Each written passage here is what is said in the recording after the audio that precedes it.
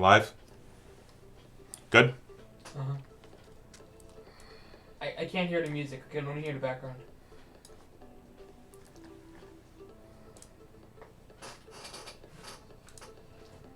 That, I can hear from the back. I think you have the wrong audio thing on. Because I can hear from the background and not here, because I squeeze my... Welcome, ladies and gentlemen, to the show. Howdy. This, of course, is Scott Ford, the Libertarian Professor, your home for conservative and libertarian talk. And welcome to another show. It is currently Tuesday, December 20th. It's 7 o'clock. Actually, 7:01, which means it's time to start those truth bombs. Today's topic, terrorist attacks in Berlin, dead Russian in Turkey, ISIS on the move. Ladies and gentlemen, this is the only show you're going to find where the host has worked with the DEA, the FBI, and the CIA. We're going to break this down for you unlike anybody else can. So once again, thank you for joining me this evening. Hopefully you're having a wonderful week leading up, of course, to Festivus. I believe Festivus is tomorrow. And, of course, Christmas. And for those of you out there celebrating Hanukkah, happy Hanukkah to you. But today, ladies and gentlemen, we're going to talk about the attack, the terrorist attack in Berlin. We're going to talk about what happened, what they know, what they don't know, as well as we're going to go back to an article by West Point, the Combating Terrorism Center, that was published back in, I want to say, June.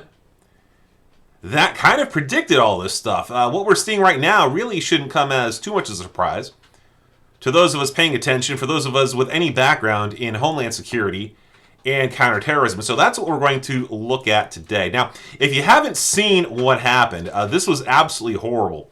This happened in Berlin. And so this has been updated. This is I'm pulling from the BBC here.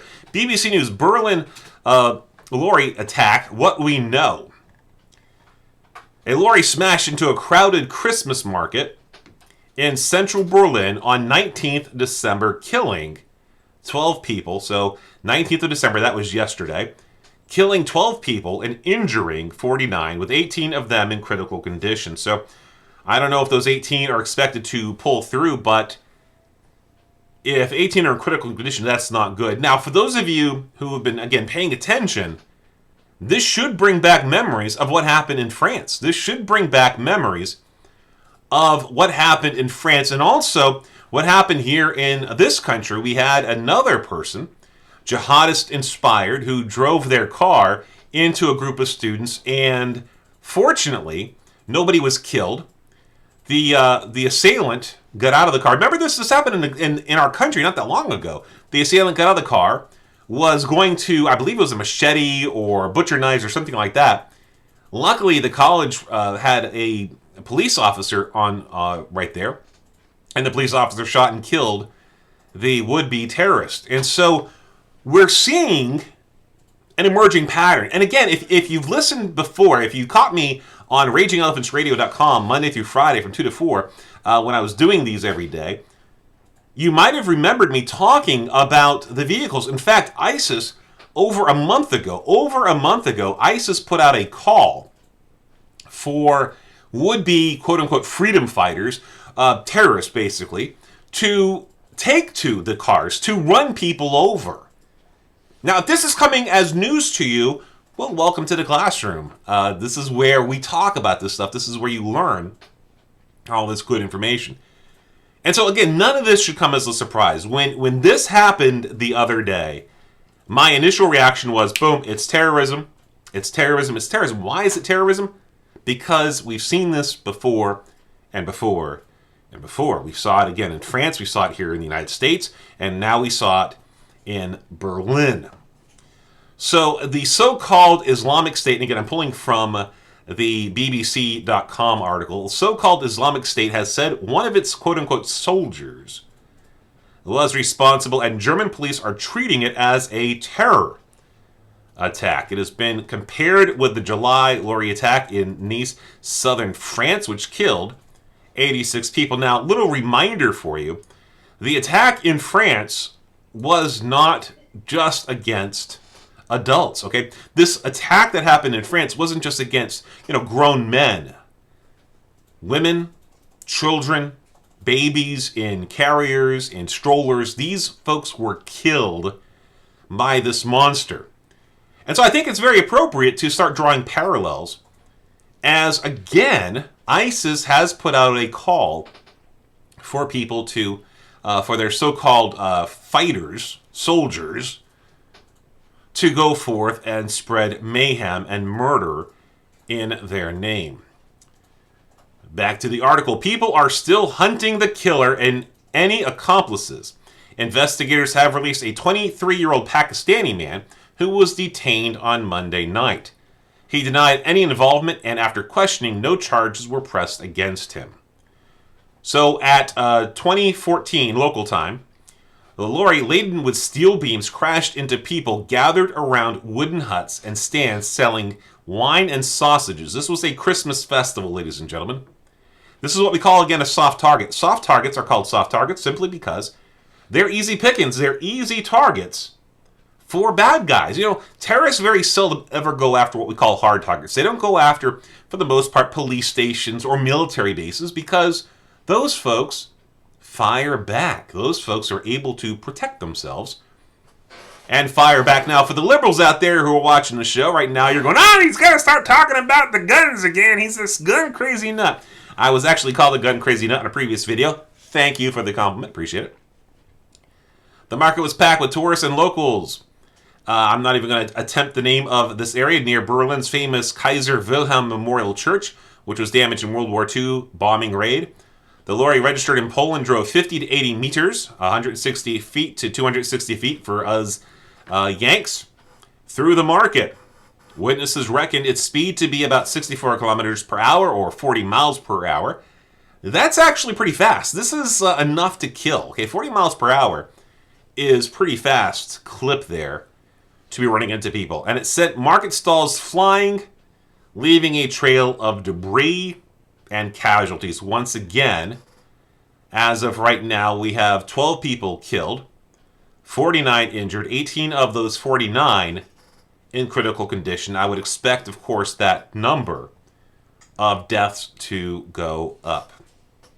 Australian Tricia O'Neill said she witnessed, quote, blood and bodies everywhere. Now, I want you to picture this for a second. You're at a Christmas festival. You're there to celebrate the season. You're there to celebrate Christmas. You're there with family. You're there with friends. You're there to have a good time.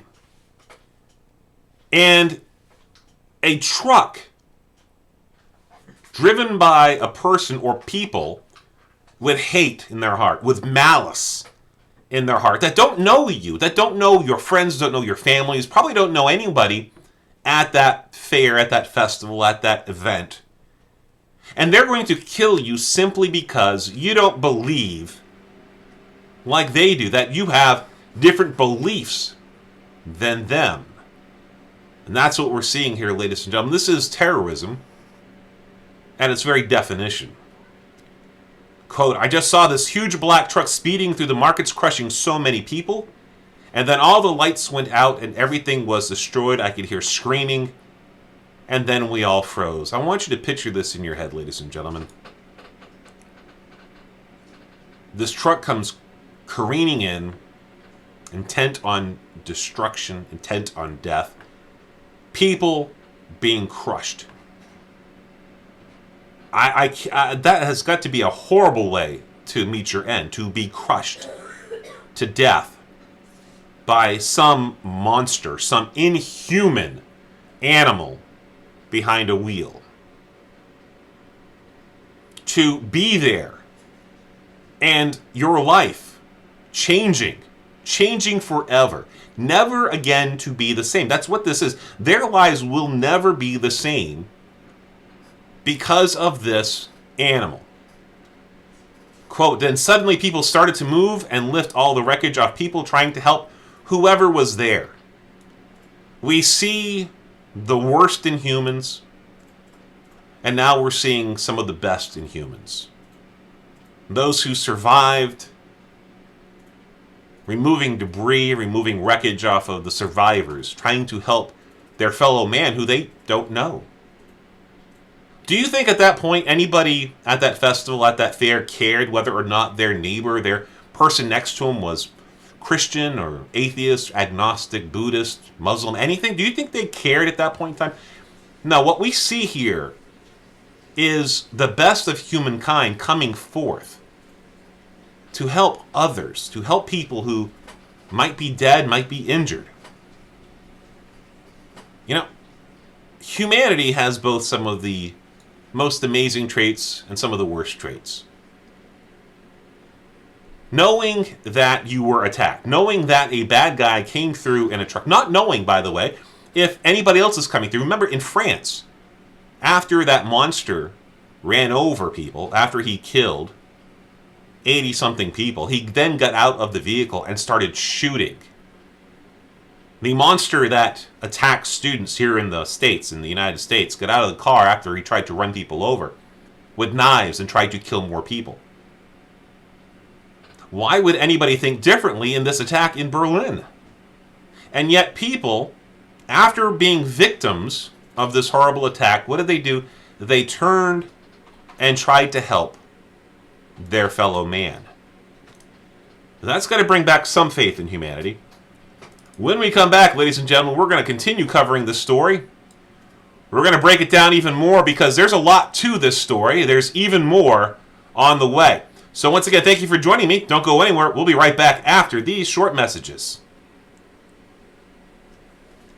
Claire and Xander, turn that light on, please. 1 second. All right, turn that light on. Totally forgot to turn it on. I'm going to plug it in first. Oh, actually, you're not clear, Dad. You don't have the mic on, so because I can't hear the audio, you have the wrong mic. I think. No, I'm playing.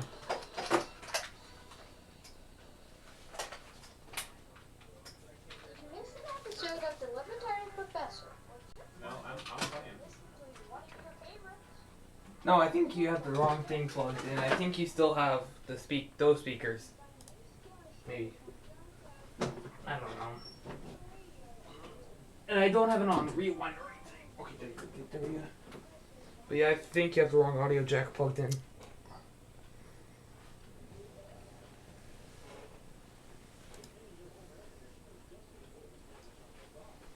Ladies and gentlemen, we're having a little bit of technical difficulties here. I'm aware of this. We are having a little bit of trouble. We're going to try to fix that for you in just a minute here. Just give me a second.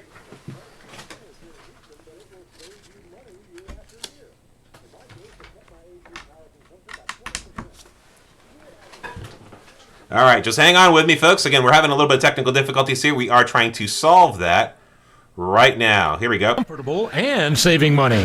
Whether you need a basic tune-up or it's time to put in a new super efficient system, you should call BDAC 281-222-9591. That's 281-222-9591 to schedule an AC system tune-up. BD AC and Heat. That's BEEDE ACandHeat.com. BDACandHeat.com.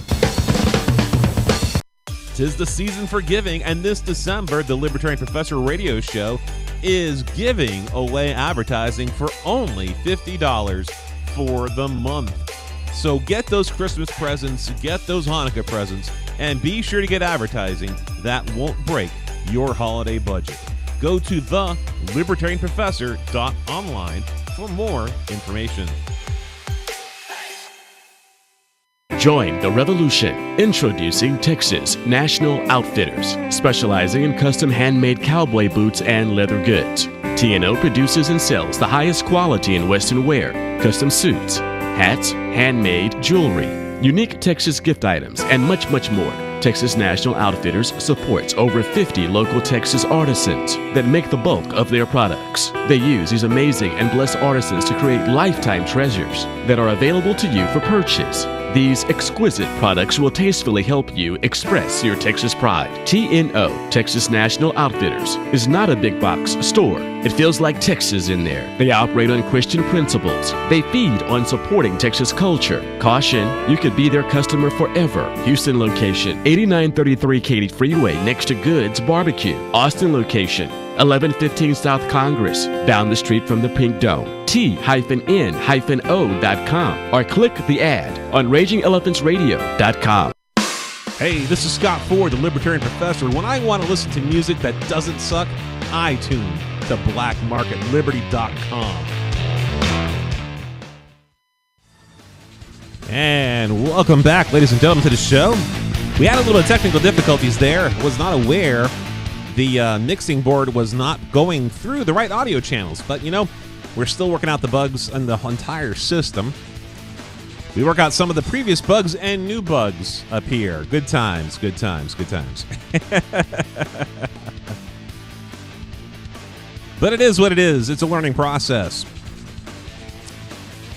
So we're looking at the attack in Berlin. We're looking at the attack. Again, we're drawing parallels, of course, to the attack in Berlin, the attack in France, and the attack in the United States. Knowing, by the way, that ISIS is calling for more and more of their so-called soldiers to engage in this kind of behavior. This stuff is not going away, ladies and gentlemen. In fact, I would say it's increasing. We're going to be seeing more and more of this. So the lorry stopped. The suspected driver fled into the darkness of the park. He was pursued for more than a mile by a witness who called the police. Soon after that, a Pakistani man was arrested near the park Victory Column Monument, but police are now convinced he was not involved. A Polish man was found dead in the lorry's passenger seat. He was a registered driver, but police believe he was the victim of a hijack. A pistol apparently used to kill him has not been found. Now, I got a question. Do you think that pistol was legally purchased? For those of you who want more gun control. So where'd the truck come from? The truck owner said he was been unable to contact his driver since about 1600 on Monday. The consignment of steel beams came from Italy, reports say. So this is what's going on, ladies and gentlemen. This happened, again, in Berlin. This happened yesterday. This was updated 3 hours ago. Again, 12 people were killed. 49 were injured. Of that, 18 have been put in critical condition. Now, keep in mind, they're not releasing information on the victims. From Al Jazeera News.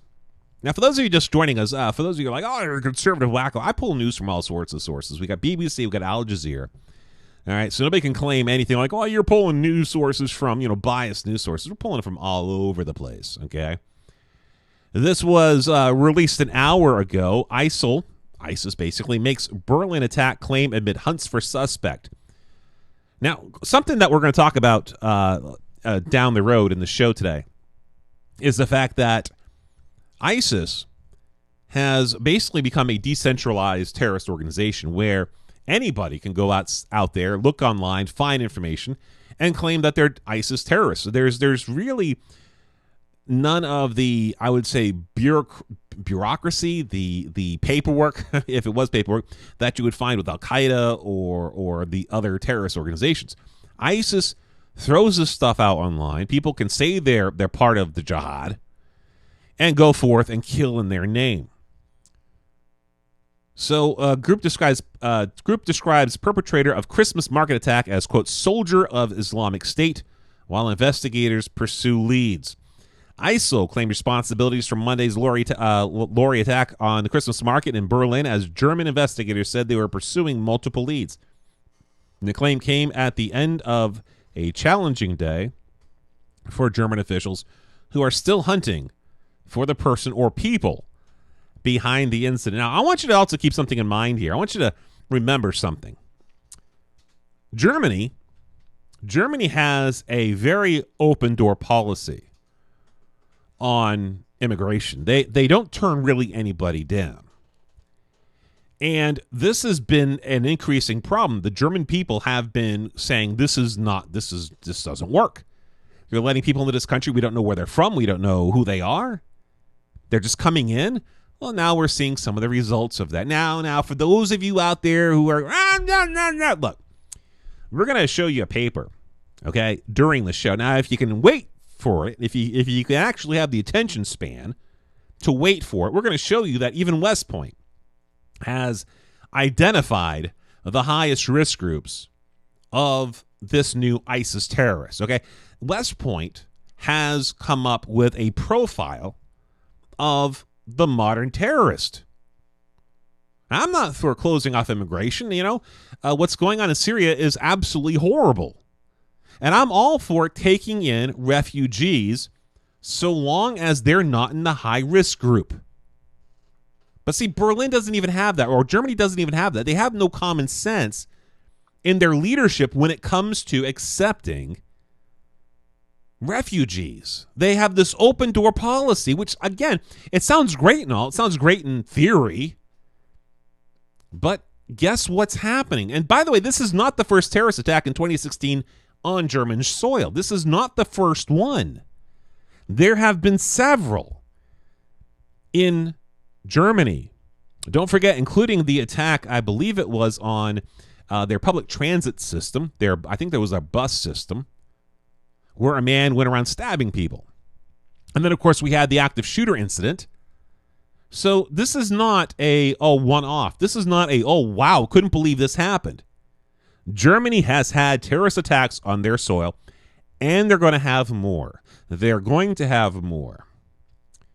So back to the Al Jazeera article. The claim came at the end of a challenging day for German officials who are still hunting for the person or people behind the incident. ISIL, or the Islamic State of Iraq, announced the claim via its Amok website late on Tuesday.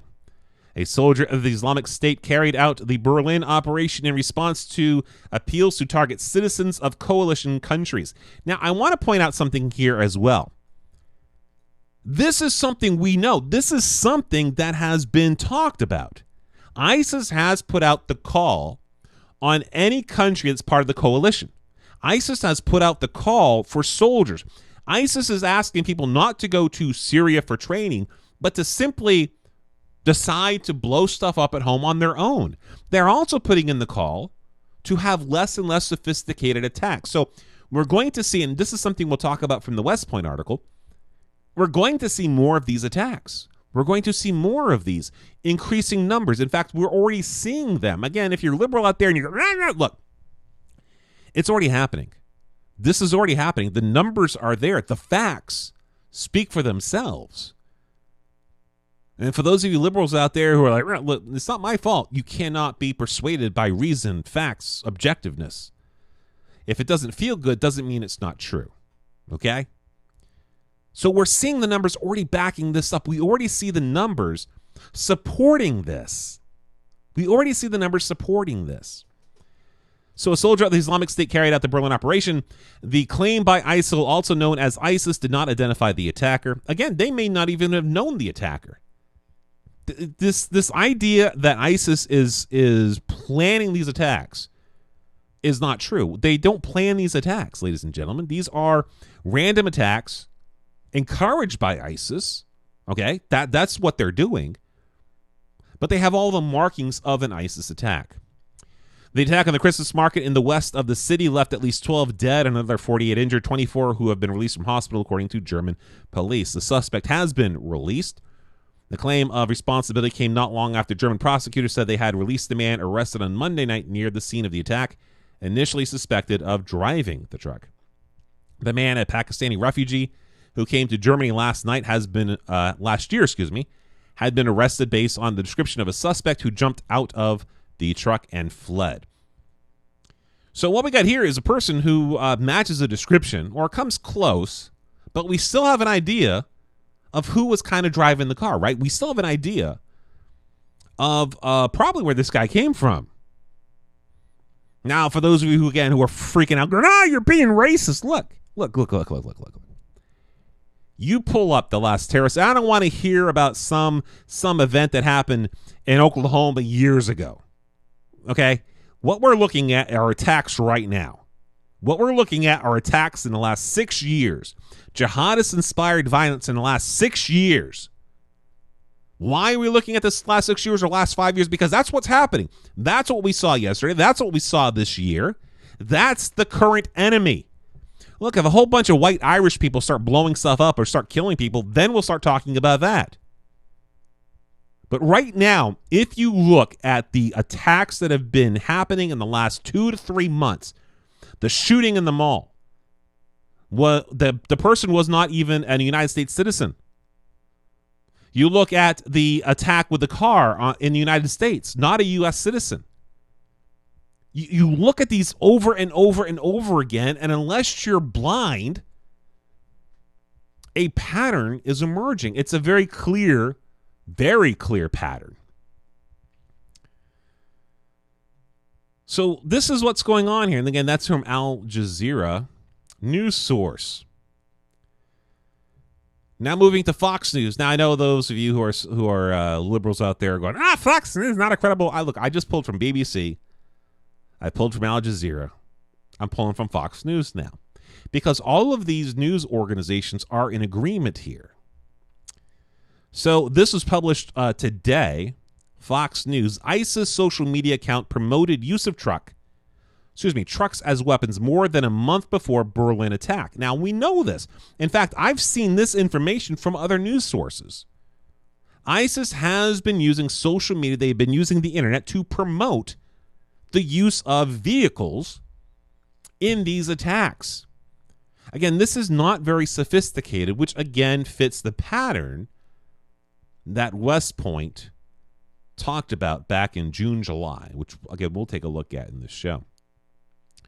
So more than a month before Monday's deadly terrorist attack at a Berlin Christmas market, social media sites tied to ISIS were flooded, ladies and gentlemen, with links to an article in the group's magazine touting, quote, the deadly and destructive capabilities of the motor vehicle.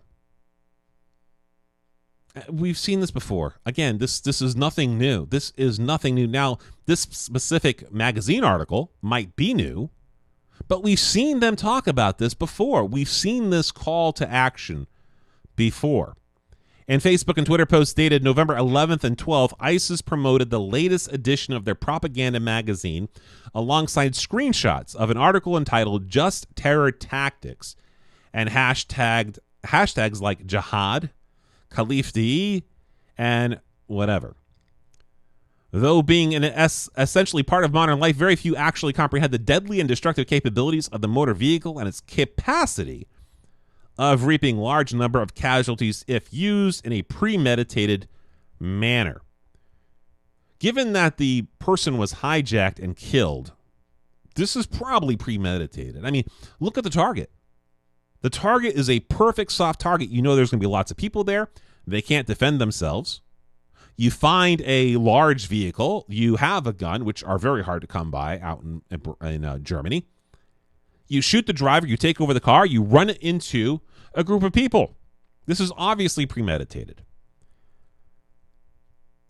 The article stated before going on to praise Bastille Day terror attack where a Tunisian-born terrorist drove a cargo truck into a crowd of people.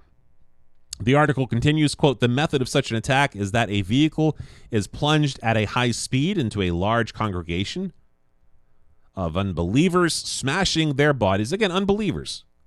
This is, you know, what's funny is liberals will scream, right? Islamophobia, racist, bigoted.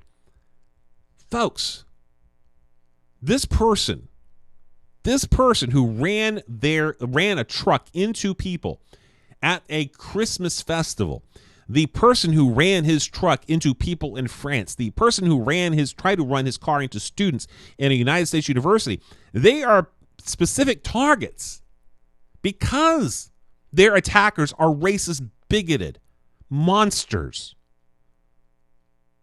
I mean, let's be honest, racism and bigotry exists, but let's start calling out who's actually the problem. Jihadists are jihadists because they want to kill non-believers. You don't fit into their worldview. They don't like your religion. They don't like your race. They don't like your beliefs. And yet, the funny thing is liberals will spend hours defending them, trying to understand them. Well, it's understandable because of the... No. There is no excuses for this behavior. It's funny because a liberal will rip into Donald Trump as being a racist and in the same breath excuse a jihadist. A large congregation of non-believers smashing their bodies with the vehicle's stronger outer frame while advancing forward, crushing their heads, torsos. This is sick. Crushing their heads, torsos, and limbs under the vehicle's wheels and chassis, and leaving behind a trail of carnage. Ladies and gentlemen, that's the enemy. That is the enemy, and this is not an isolated incident. This is not the first time this has happened. We're going to see more and more of this because we're already seeing more and more of this. All right, we'll be right back after these messages. Don't go anywhere.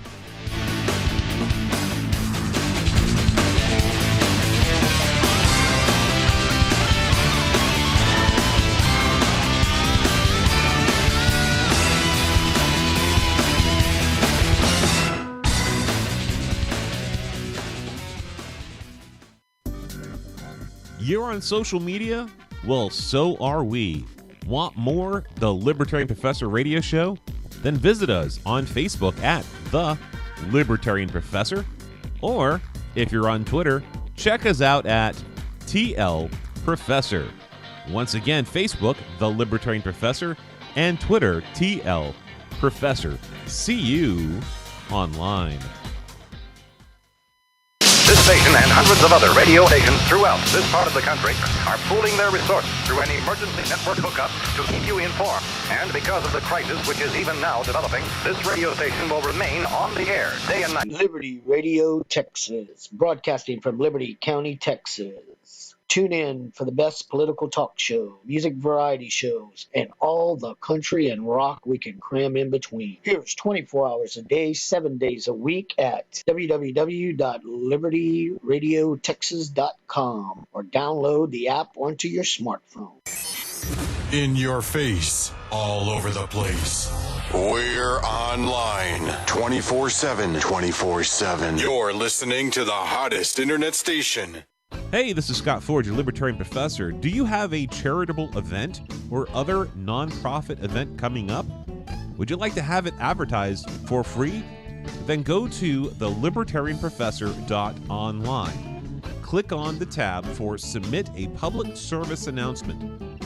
Your event will be part of our community calendar heard on the Libertarian Professor's radio show. So once again, if you have that nonprofit event or charitable event, go to thelibertarianprofessor.online and click on that link. Submit a public service announcement.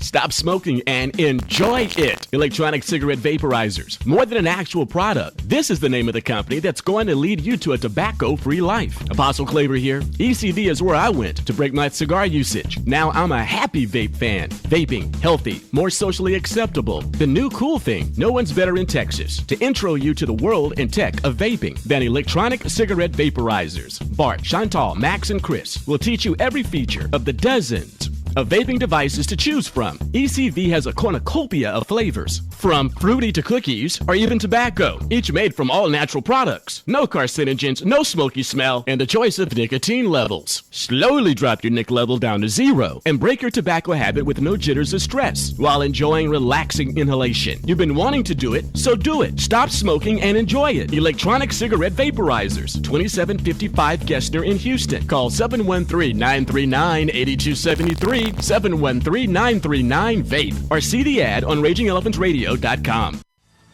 Hey, welcome back, ladies and gentlemen. Of course, I am Scott Ford, the Libertarian Professor. This is your home for conservative and libertarian talk radio. You might have heard a new ad spot in there. The Libertarian Professor radio show continues to grow.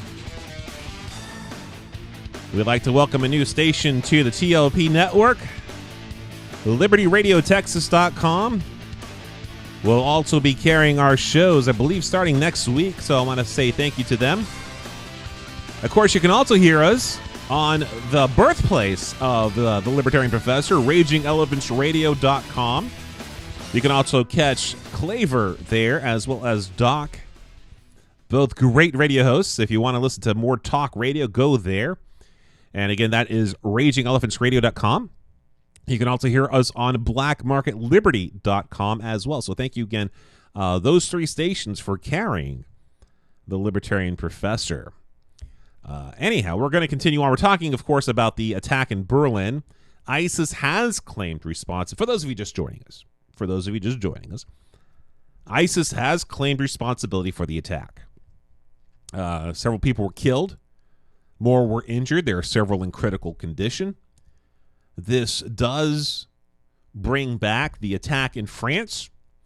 This does bring back the attack here in the United States. We know, based off of news articles beyond Fox News, that there is a call from ISIS to their so-called soldiers to use vehicles as weapons, to go forth and use vehicles as weapons. This is nothing new. We have seen this before.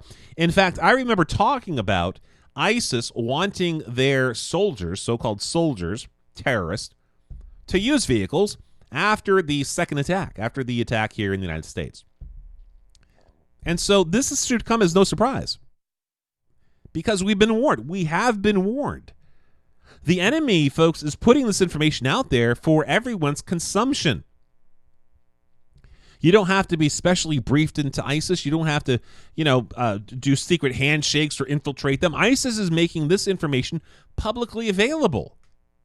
So for those of you who refuse to believe this, for those of you who would rather point fingers and say, "Oh, you're not homophobic, you're Islamophobic, you're bigoted, whatever." Look, the information's there.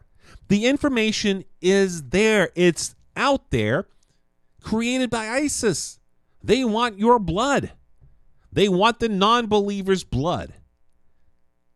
And think about exactly how barbaric it is we're talking about. We're talking about death by crushing.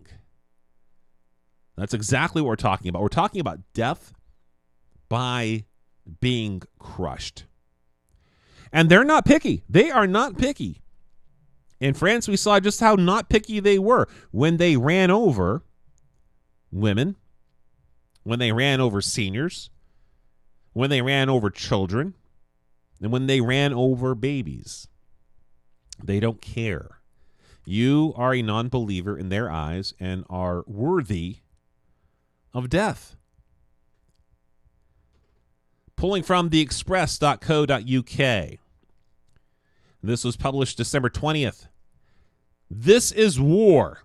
German ministries turn on Merkel amid calls for martial law after Britain. Politicians have even declared a war after an unknown assailant plowed into crowds in Berlin. Now, again, this is not the first time. This is not, ladies and gentlemen, the first time we've seen this. Police have arrested a man from Pakistan called Navid B, who they claim was approved for asylum after arriving in the country in February. However, it has since been claimed he is not thought to have been the driver after DNA tests. Now, in a veiled attack on Chancellor Merkel's open-door refugee policy. Now, by the way, we're going to explain why the open-door refugee policy is a bad idea. Now, I know for the liberals out there, you've already tuned off. You don't want to listen to the facts behind this. But we're going to talk about, based off of an article published June-July by West Point, the Combating Terrorism Center, exactly how you can have an immigration policy, a refugee policy, without exposing your country to unneeded risks. It's not as hard as one would think. West Point has identified, through research, through a history in the last 6 years of terrorist activity, who is your best suspect for causing these problems. So now, in a veiled attack on Chancellor Merkel's open-door refugee policy, Klaus Bullion of Mrs. Merkel's CDU party told Saarland Radio, I apologize, I'm sure I'm slaughtering these names, Quote, we must state that we are in a state of war, although some people who want to see only the good cannot see. He has announced intensified security measures amid fears there could be more attacks today. Quote, we will take it whatever we think is necessary. Quote, that means long-range weapons, short weapons, machine guns, even if that sounds martial. Chief executive of the populist right-wing Alternative for Germany's party, which is widely expected to obliterate Mrs. Merkel's party next year's election, said the country is no longer safe. And you know, Merkel's been warned. They have been warned. They knew this was coming. In fact, I think we got an audio clip from her conversation. I'm going to play it for you here. Very difficult for us to learn that a human being committed this deed who came to Germany to ask for refuge and asylum. All right, let me pause it right there. That's the mistake. That is the mistake of the left. That is the exact mistake of the left. Thinking that this person came seeking asylum, that this person came to escape the violence. They didn't escape the violence. They did not come to Germany. They did not go to France. They did not go to America to escape the violence. They came to these countries to bring the violence with them. They came to these countries to bring the violence. They came to countries where there's enough people out there who are so brainwashed, are such special snowflakes that they don't understand that the enemy is not at the door. The enemy is inside the house. The enemy is right now in your fridge drinking your milk and you're clueless. So this is the logical fallacy. This is the mistake of the left. The idea that this person came to their country for refuge, for safety, to get away from the violence. No, they came to bring the violence. Let me back this up a little bit for you. Let's continue playing. It would be terrible for all of the Germans who are very active day by day in helping asylum seekers and refugees. It would be repugnant for them, for those that are helping people that have come to this country and are asking for our help.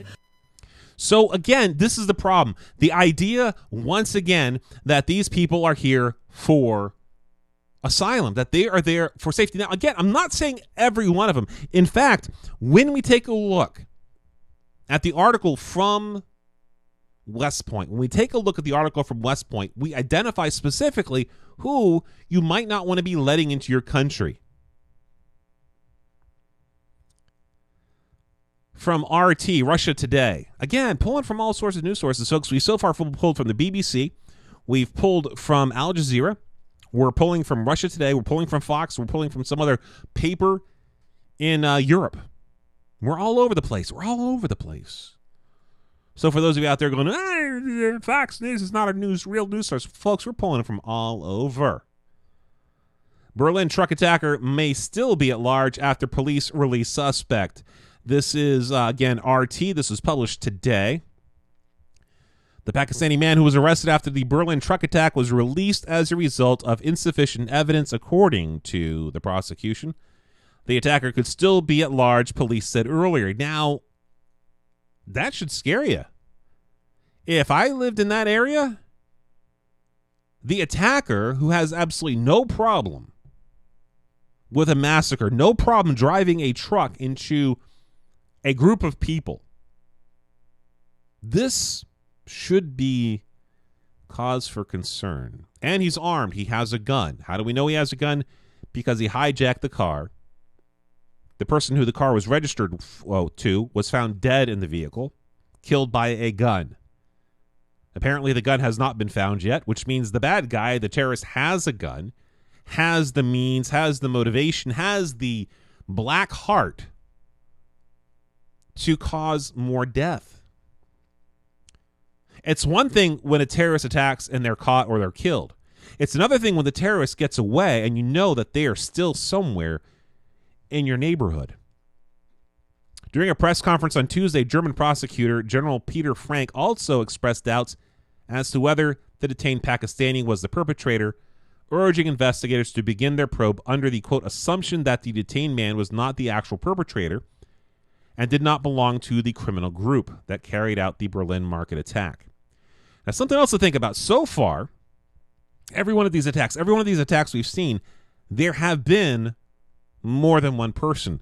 There have been people who have aided and abetted these bad guys, people who have assisted them.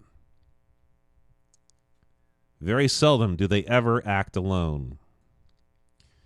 And in a final article from the BBC, then we're going to have a commercial break. Berlin attack, can police protect Christmas crowds? This is, again, from the BBC. And this is not Fox News. This is not NRA. This is from the BBC, ladies and gentlemen. Quote, no one should be surprised that a Christmas market was attacked or even the way the attack was carried out. But even if the tactics and target were predictable, the security challenges in defending against remain real.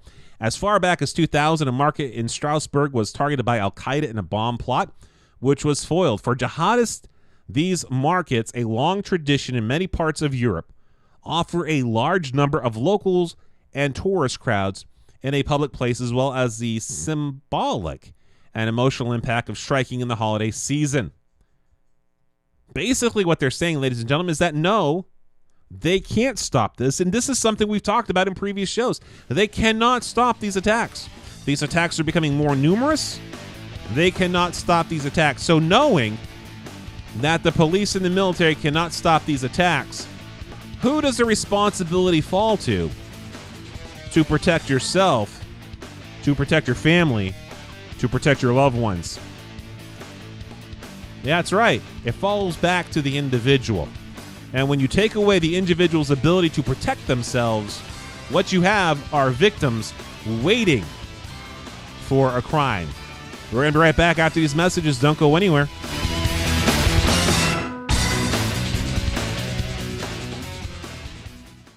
'Tis the season for giving, and this December, the Libertarian Professor radio show is giving away advertising for only $50 for the month. So get those Christmas presents, get those Hanukkah presents, and be sure to get advertising that won't break your holiday budget. Go to thelibertarianprofessor.online for more information.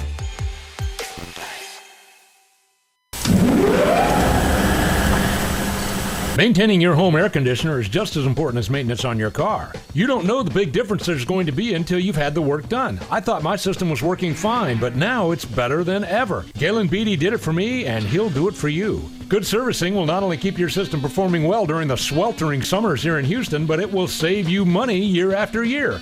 In my case, it cut my AC power consumption by 20%. Do what I did.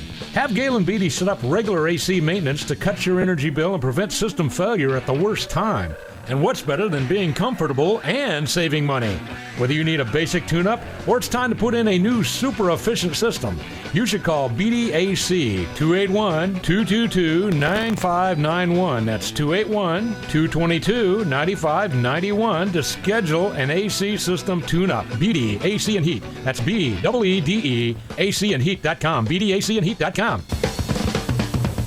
Stop smoking and enjoy it. Electronic cigarette vaporizers. More than an actual product, this is the name of the company that's going to lead you to a tobacco-free life. Apostle Claver here. ECV is where I went to break my cigar usage. Now I'm a happy vape fan. Vaping, healthy, more socially acceptable. The new cool thing, no one's better in Texas to intro you to the world and tech of vaping than electronic cigarette vaporizers. Bart, Chantal, Max, and Chris will teach you every feature of the dozens of vaping devices to choose from. ECV has a cornucopia of flavors, from fruity to cookies or even tobacco, each made from all natural products. No carcinogens, no smoky smell, and a choice of nicotine levels. Slowly drop your nic level down to 0 and break your tobacco habit with no jitters or stress while enjoying relaxing inhalation. You've been wanting to do it, so do it. Stop smoking and enjoy it. Electronic cigarette vaporizers, 2755 Gessner in Houston. Call 713-939-8273, 713-939-VAPE, or see the ad on RagingElephantRadio.com. Listen up, Texans. RER Nation has got to grow. We've got to have those RER app downloads. Android devices. Here's how to share the RER app. Get to your application manager through Settings, tap the RER app logo. There's your Google Play, right? Scroll down, see the share icon, hit it. Choose text or messenger. Pick a couple of Texas Patriots. Give a testimony in 160 characters. Send. iOS device folks, do the equivalent through the App Store. Let's get it viral. RER app. And welcome back, ladies and gentlemen, to the show. My name, of course, is Scott Ford, the Libertarian Professor. Your home for conservative and libertarian talk radio. Of course, we have a new schedule. We're working out the bugs. The first part of the show, we had a little bit of a problem with the microphone. But we're switching to a new format. We're playing our show. We're going live Tuesdays and Thursday evenings from 7 o'clock to 9 o'clock right here on our YouTube channel. By the way, go to the YouTube channel. Be sure to click that subscribe button. Once we have 100 subscribers, YouTube keeps changing the rules. I've been with YouTube and doing videos since 2007. I've been with YouTube almost since the beginning. And they keep changing the rules arbitrarily.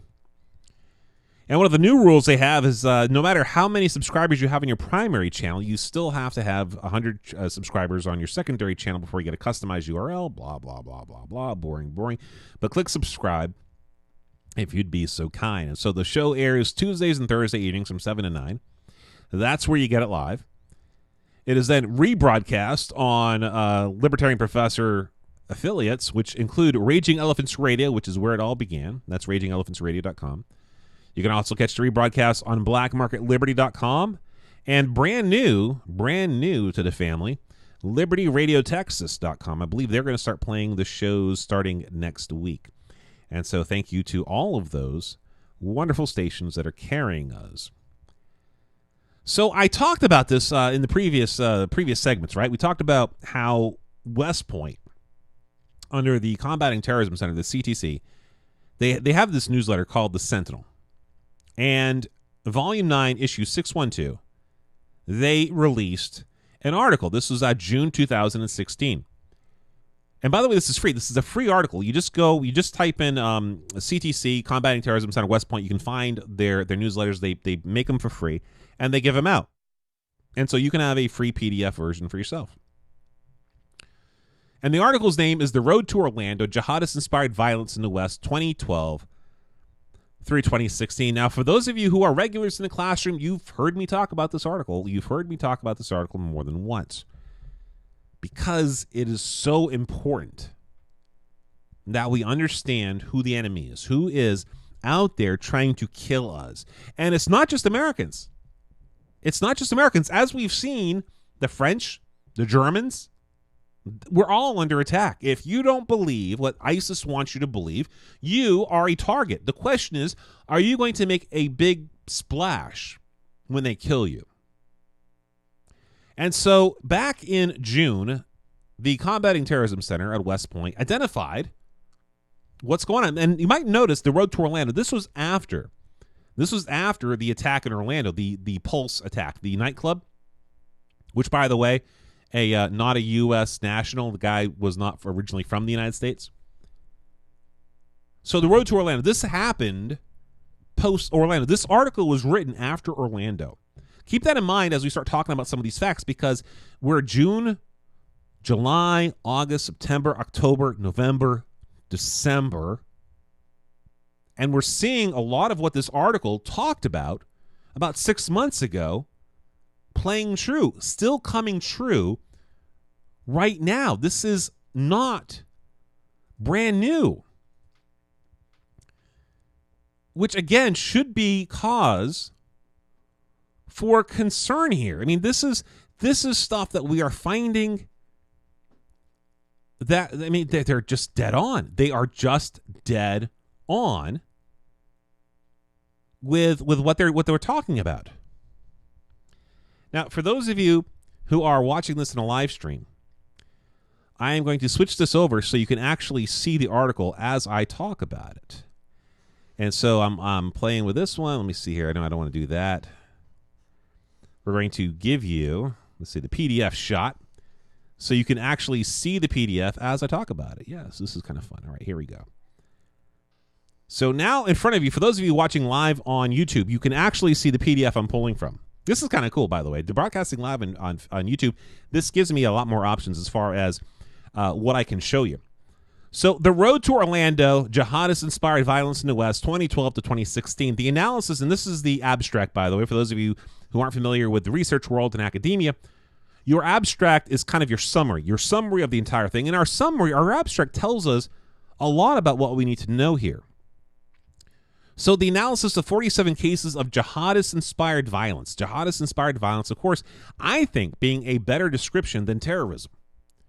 It tells us exactly what the motivation is. This is not terrorism, which can be caused by other things.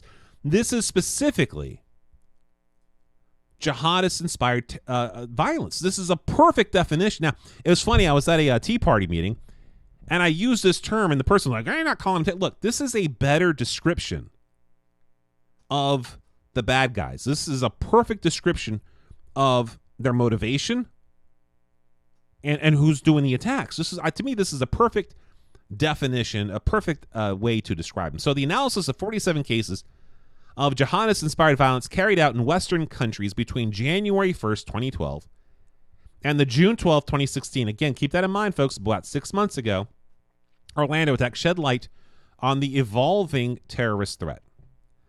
The data shows that the Syrian civil war and the rise of the Islamic State have coincided with an increase in the number of attacks.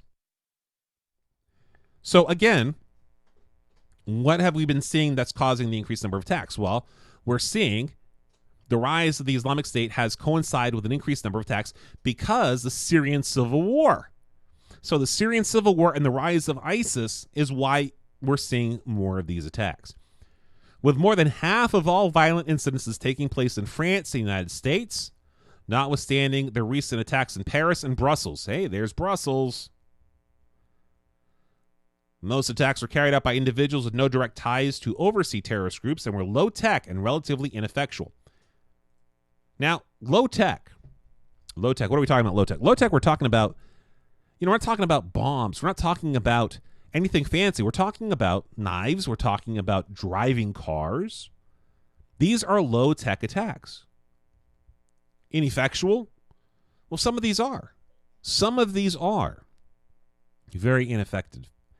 But we're going to see more and more of these. So back to the article. Half of all attackers had a criminal past, and perhaps as many were unemployed.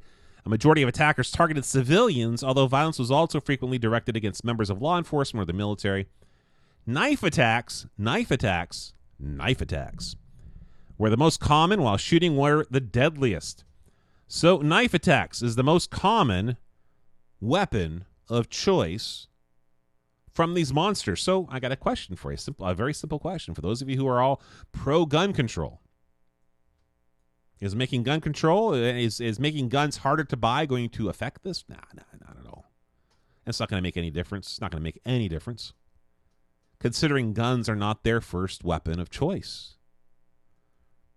Now, will it make it harder for people to defend themselves? Well, yeah.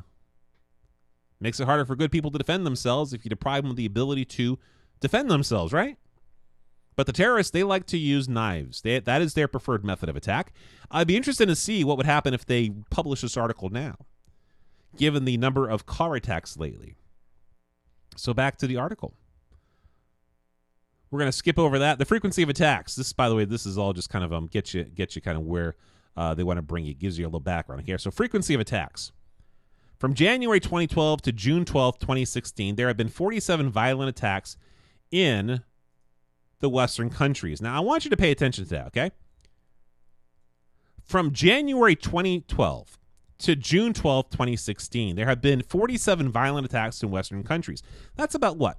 4 years, right? 4, 5, 6? Yeah, about 4 years. So about 4 years, there have been 47 violent attacks in Western countries that were at least partially inspired by Islamic political concerns and are violent jihadist propaganda and ideas as promoted by Al-Qaeda and the Islamic State, ISIS.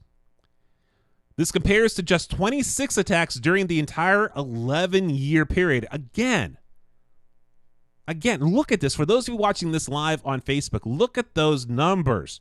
They're highlighted for you. January 2012 to June 12, 2016. 47 violent attacks. 47 violent attacks in about 4 years.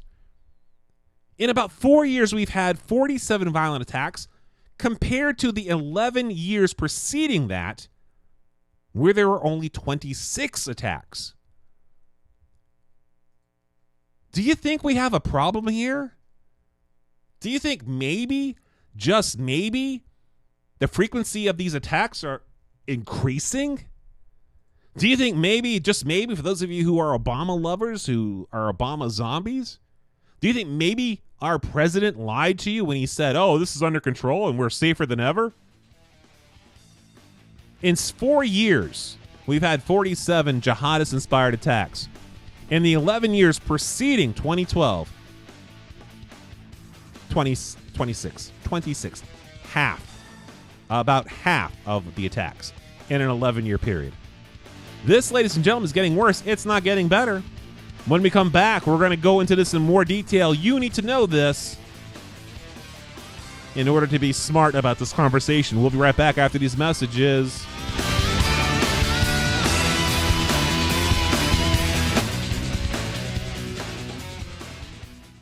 Did you miss an episode of The Libertarian Professor, or just want to go back and listen to one of your favorites? Then visit thelibertarianprofessor.online. You can find links to our shows on SoundCloud, TuneIn, Stitcher Radio, and iTunes. Once again, that is thelibertarianprofessor.online.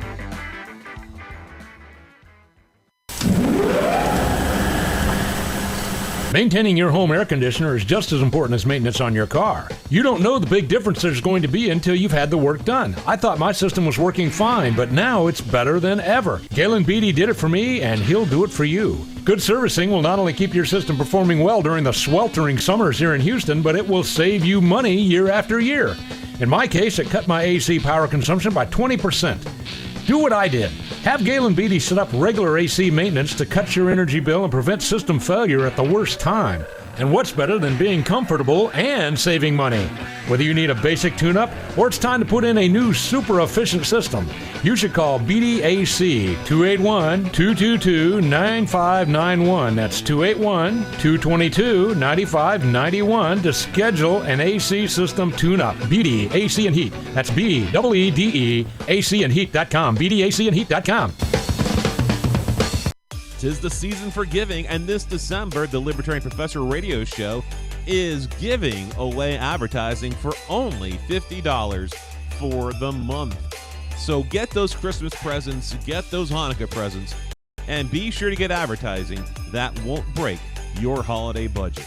Go to thelibertarianprofessor.online for more information.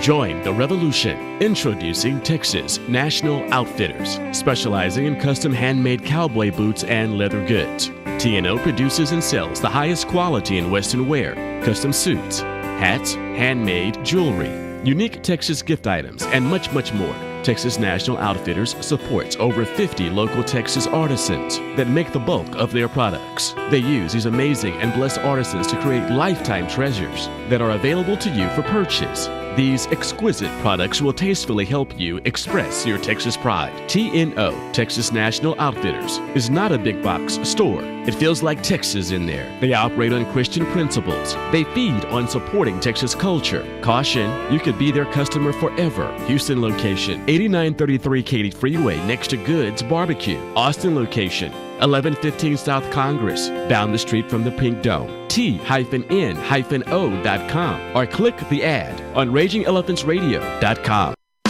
Hey, this is Scott Ford, the Libertarian Professor. When I want to listen to music that doesn't suck, I tune to blackmarketliberty.com.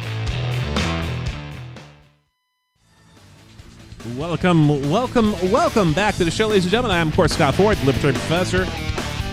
This is your home for conservative and libertarian talk radio.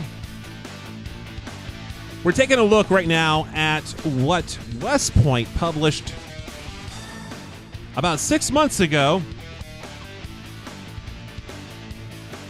And wow, is it more relevant today than it was when it was initially published.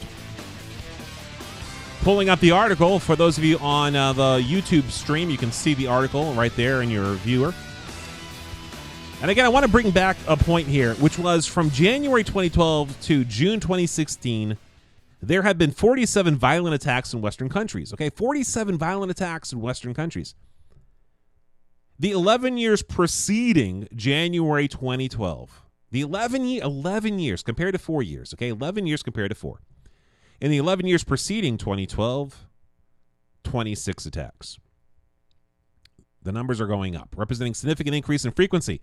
Moreover, the number of attacks have increased each year, with 3 in 2012, 5 in 2013, 11 in 2014, 16 in 2015, and so far, again, 6 months ago, 12 in 2016. I can guarantee you we've already beaten that number. Now, again, look at those numbers. Look at those numbers.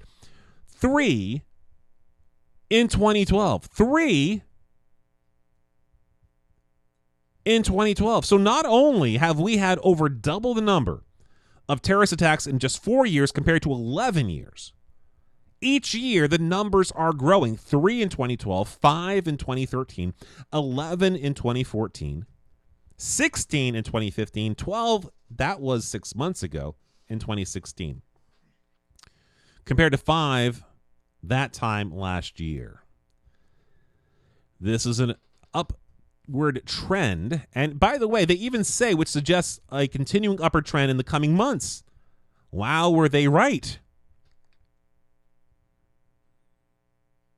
This is unbelievable. This is unbelievable. And yet, right? There are those in this country, those in other countries, who refuse to see just the objective truth. I mean, this isn't even about personality. This is not about ideology. The numbers are there. The numbers are there. Looking at the location of the attacks, again, remember this was published 6 months ago. Since 2012, just 8 Western countries have suffered attacks. In rank order, they are France, United States, Germany, Denmark, and Australia. So again, look at the top 3 countries that are under attack. So what we saw with the driving of a truck into people, what we saw in the attack in France, this should come as no surprise if we're taking a look at the numbers. The rank order of attacks 6 months ago, France, followed by the United States, followed by Germany. And again, this is not some talking points. This is not some conservative news show that oh, well, these are my points. This is not Glenn Beck. This is not Mark Levin. This is not Michael Savage. This is not Michael Berry. This is none of these guys. Now, I'm not pulling from their information. We're pulling from West Point here. This is from West Point. These are the numbers provided by West Point. So again, top 3 countries so far, France, United States, and Germany. Now, earlier I said, look, there is a way to have a policy for refugees. What's happening in Syria is horrible. What is happening in Syria, there really are no words to give it justice. The human suffering that's happening in Syria defy description. It's that horrible that anything we say about it just pales in comparison to what's going on out there. I don't think anybody can look at the pictures coming out of Syria and not feel brokenhearted at the suffering that's going on out there. And we should accept refugees, but there's a smart way to do it. And Germany is not doing the smart way. Germany is allowing their country to be destroyed. Because again, it's one thing to let people into your country because they're trying to escape violence. It's another thing to let people into your country that want to bring the violence with them. And that's what we're seeing. And so let's take a look simply at the numbers, the perpetrators, the profile of those that we need to be careful of. Now, again, if you're a liberal, this should be our beginning point of conversation. We should be looking at these facts and saying, okay, here's what we know about the people that most likely want to do us harm. This is where we begin our discussion based off of facts. So when examining who has been responsible, again, this is not Scott Ford talking here. This is West Point Combating Terrorism Center. Now, for those of you who aren't familiar with, and I probably should have mentioned this, for those of you not familiar with the CTC, this is a well-respected anti-terrorism, counterterrorism source. If you go through any university that has a counterterrorism homeland security program, you're going to be reading their papers. The CTC advises all people in the military, intelligence community, presidents, everything. So when they say something, you can take it to the bank. So let's take a look once again at who they say are predominantly responsible for jihadist-inspired acts of violence in Western countries. It is immediately obvious. Words have meaning, ladies and gentlemen. Immediately obvious. Meaning you don't got to go looking for it. You don't have to search for this information. Any fool can see this if they just simply look at the numbers. It's that obvious. The overwhelming majority have been young males. There were 67 male offenders in total with an average age of 25.9, compared to just 3 females with an average age of 19.7. At least 23% of attackers, and perhaps 50% or more, were unemployed at the time they committed their offense. At least 50% had criminal records. At least 20% of individuals were Islamic converts. And 14% had histories of psychological problems. So taking a look, again, at the numbers, immediately obvious which gender is most likely to be jihadist-inspired violence. Which gender? Males. Okay? Which age group? Are we talking about seniors? Are we talking about children? No, we're talking about young males. Average age of 25.9. Now, that doesn't mean we ban 25 to 26-year-olds. It means simply that young males are the most likely perpetrators coming out of Syria who are going to deal with jihadist-inspired violence. Does that mean all of them? God, no, it doesn't mean all of them. But if you're a betting person, you bet your money on young males, okay? And 50% had criminal records. Now, if we wanted to have an honest conversation about accepting refugees, then we begin with the simple point, which is women, not likely. Not likely. Let the women in. No problem. Senior citizens, again, based on the numbers, not likely. Let them in. Children, again, based on the numbers, not likely. So which group, just based off of simple observations, based off of case files, based off of what we've seen so far, do you not let in your country? Which group do you not let in your country? You don't let the young males in. It's that easy, ladies and gentlemen. That's simple. If you want to be compassionate, if you want to have a heart as a country, then you let in women and children and seniors. Women, children, and seniors. Now, does that mean some bad people won't slip in? No, it doesn't mean that at all. But considering the majority are young males, why then are the majority of people that these countries are letting in young males? That is your highest risk of jihadist-inspired violence. Let women, children, and seniors in. Get them out of Syria. Young males, sorry, you're not coming in. Not going to happen. If you're between the ages of 17 and 45, you don't come into the country. If you're 46 and older and you're a male, come on in. If you're under 17, come on in. Again, we're basically hedging bets. This is about mitigation. Okay, you can't prevent disasters, but you can lessen the risk of them. And if you know that the majority of people that are going to cause jihadist-inspired violence are a certain age group, certain demographic, then you would be a fool to ignore it. You would be a fool to turn a blind eye to it. And that's what Germany is doing, and that's what many in this country here in America want to do as well. We're going to hit a break. Don't go anywhere. We'll be right back after these messages.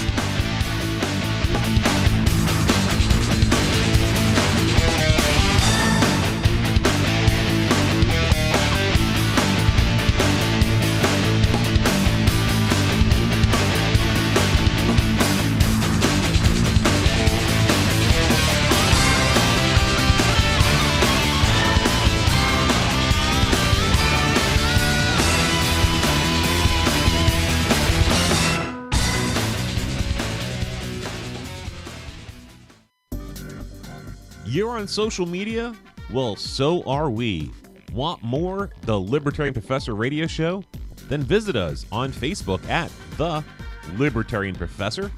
Or, if you're on Twitter, check us out at TL Professor. Once again, Facebook, The Libertarian Professor, and Twitter, TL Professor. See you online. This station and hundreds of other radio stations throughout this part of the country are pooling their resources through an emergency network hookup to keep you informed. And because of the crisis which is even now developing, this radio station will remain on the air day and night. Liberty Radio Texas, broadcasting from Liberty County, Texas. Tune in for the best political talk show, music variety shows, and all the country and rock we can cram in between. Here's 24 hours a day, 7 days a week at www.libertyradiotexas.com or download the app onto your smartphone. In your face, all over the place. We're online 24/7. 24/7. You're listening to the hottest internet station. Stop smoking and enjoy it. Electronic cigarette vaporizers. More than an actual product, this is the name of the company that's going to lead you to a tobacco-free life. Apostle Claver here. ECV is where I went to break my cigar usage. Now I'm a happy vape fan. Vaping, healthy, more socially acceptable. The new cool thing, no one's better in Texas to intro you to the world and tech of vaping than electronic cigarette vaporizers. Bart, Chantal, Max, and Chris will teach you every feature of the dozens of vaping devices to choose from. ECV has a cornucopia of flavors, from fruity to cookies or even tobacco, each made from all natural products. No carcinogens, no smoky smell, and a choice of nicotine levels. Slowly drop your nic level down to 0 and break your tobacco habit with no jitters or stress while enjoying relaxing inhalation. You've been wanting to do it, so do it. Stop smoking and enjoy it. Electronic cigarette vaporizers, 2755 Gessner in Houston. Call 713-939-8273. 713-939-VAPE or see the ad on RagingElephantRadio.com. Welcome back to the classroom, folks. I'm, of course, your host, Scott Ford, the Libertarian Professor. Your home for conservative and libertarian talk. Now, those of you who've been in the classroom, by the way, it's the classroom. All good radio hosts have, what they call their audience, and ladies and gentlemen, you are in the classroom. And, of course, if you've been in the classroom for any period of time, you've probably heard me talk about this article before. It's something I wish I didn't have to do, but you know what? This information keeps popping up over and over again. The bad guys keep doing this, and it's important that we identify who they are. So in the previous segment, we saw the group, right? We know that terrorist attacks are increasing. They've over doubled in 4 years what the previous 11 years had. We know that the Western countries are under attack. France, United States, followed by Germany. Again, this was published 6 months ago. We know, again, quote from the article from the CTC Sentinel, that it was immediately obvious that the main perpetrators were young males. Young males. So let's talk about the modus operandi. In terms of targeting civilians have borne the brunt of jihadist-inspired violence in the West, much as they do everywhere else. Now, this makes sense. Civilian targets are what we call soft targets. They're easy to kill. Look, people that don't shoot back are easy targets. If you're a coward, soft targets are the best targets, man. They don't shoot back. They don't fight back. They just stay there and die. If you doubt that, look at what's been attacked. Look at the areas that have been attacked. Look, an attack against the college, those are soft targets. Colleges are full of soft targets. Universities, well, maybe not so much here in Texas anymore because we have campus carry. Now, private schools, those are soft targets because every private school here in Texas has banned guns. So those are soft targets. Public schools are soft targets. Community colleges until next year, fall semester, are soft targets. Hospitals are soft targets. All these are soft targets. Fairs, festivals, soft targets. What makes them soft targets? Again, because individuals are not allowed to defend themselves. Individuals cannot carry guns for their own personal protection. So these are soft targets. And again, Combating Terrorism Center of West Point says soft targets make the best targets. These are the ones that they go after. 7 attacks against civilians were directed specifically against Jews, and 6 of those took place in France, suggesting anti-Semitism is particularly strong among French jihadists. Police were attacked in 16 cases, which was only 34%.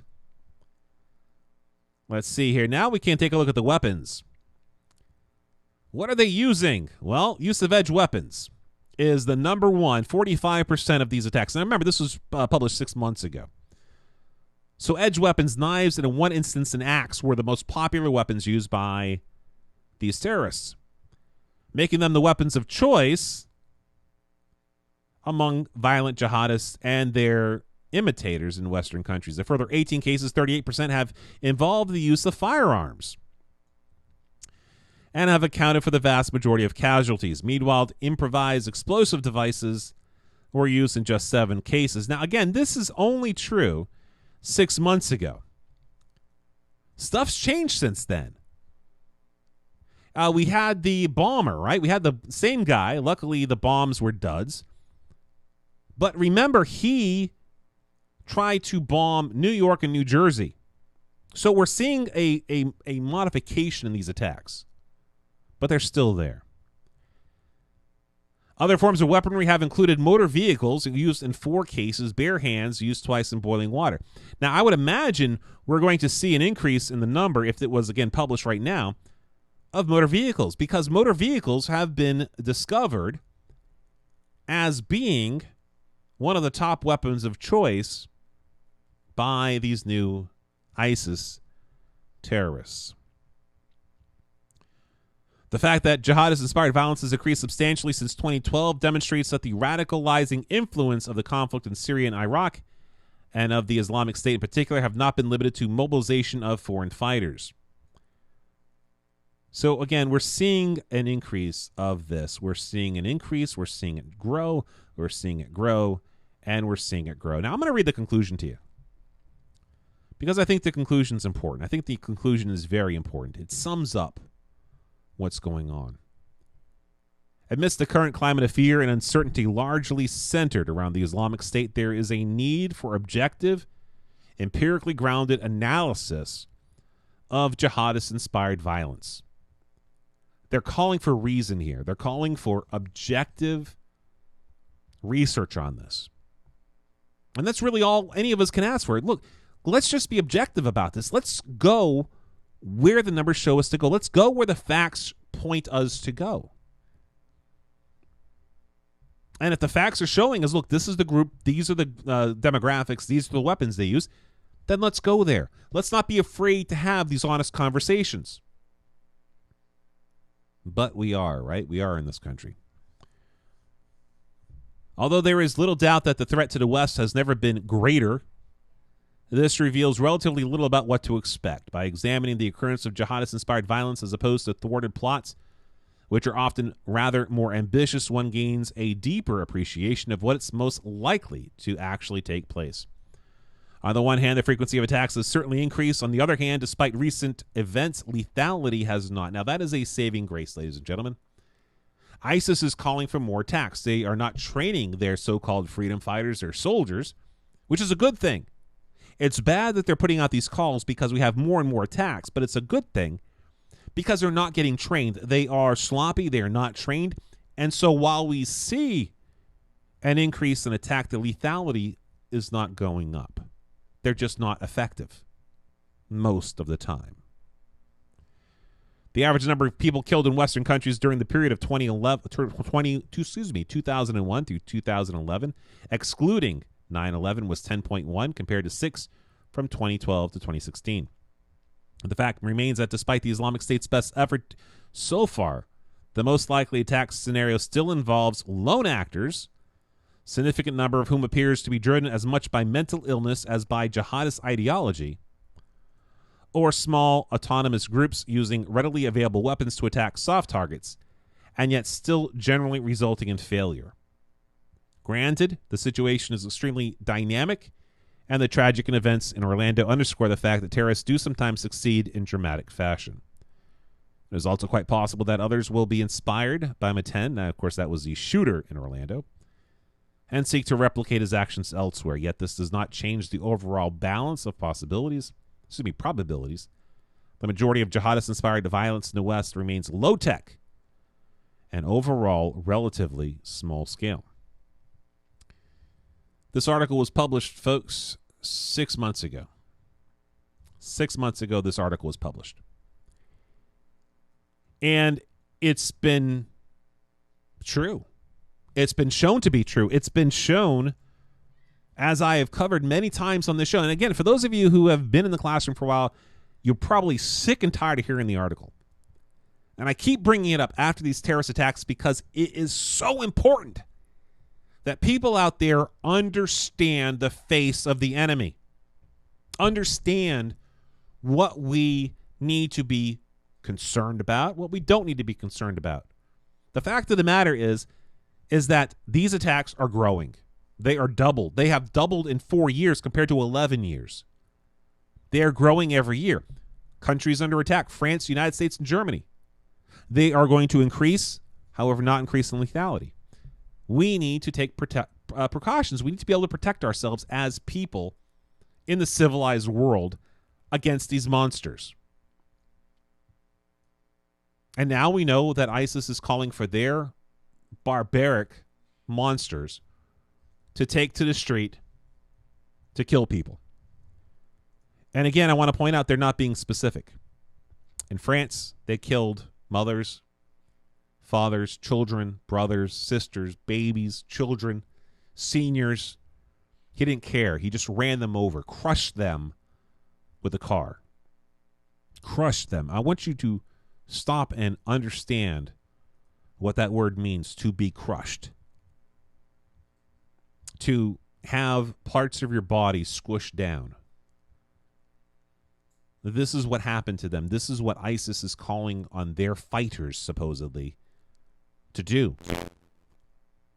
And while the barbarians are waging war against civilization itself, are we so civilized as to let them win? We know who the enemy is. We know what they look like. We know where they're coming from. To have open door policies to let everybody in is suicide as a society. Germany is seeing it right now. The question is how long are we going to let this happen? We're heading to a commercial break. When we come back, we're going to take a look at the dead Russian in Turkey. Are we experiencing a World War I moment? We'll be right back. Don't go anywhere.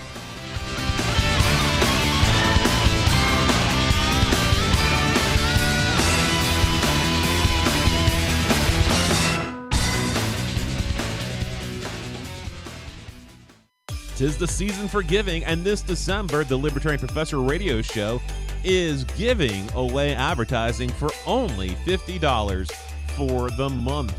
So get those Christmas presents, get those Hanukkah presents, and be sure to get advertising that won't break your holiday budget. Go to thelibertarianprofessor.online for more information.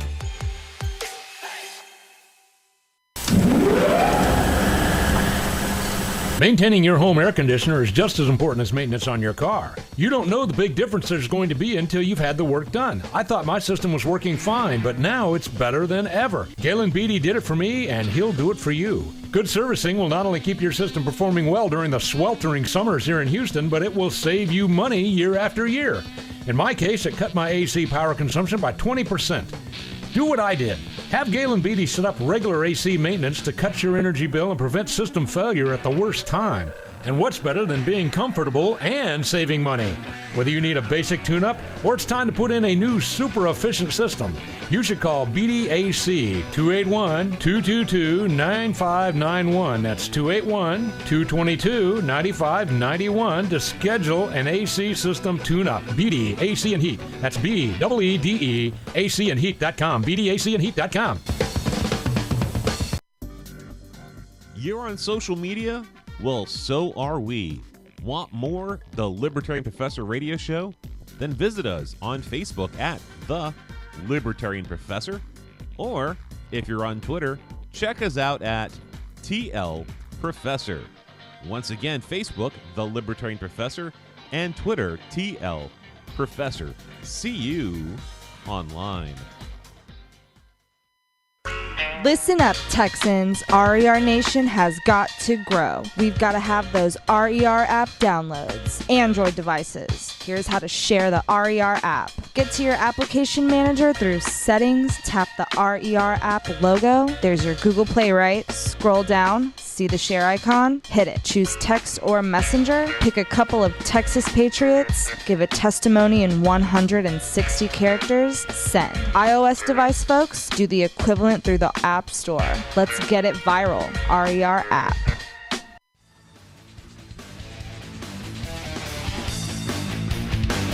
And welcome back, ladies and gentlemen, to the show. I'm, of course, your host, Scott Ford, the Libertarian Professor.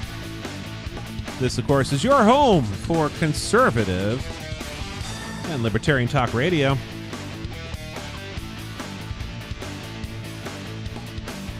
As promised, we're going to talk about the shooting in Turkey. And there's a twist, by the way, that is unbelievable. I'm at heavy.com.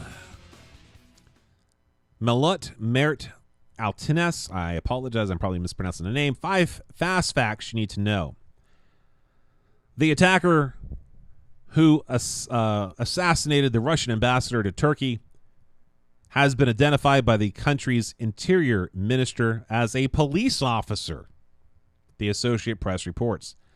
The officer, Melvit Mert Atlant, whatever the guy's name is, Durka, 22, shot and killed 62-year-old Ambassador Karlov while he was giving a speech Monday night at an art gallery opening, Interior Minister Solis told reporters.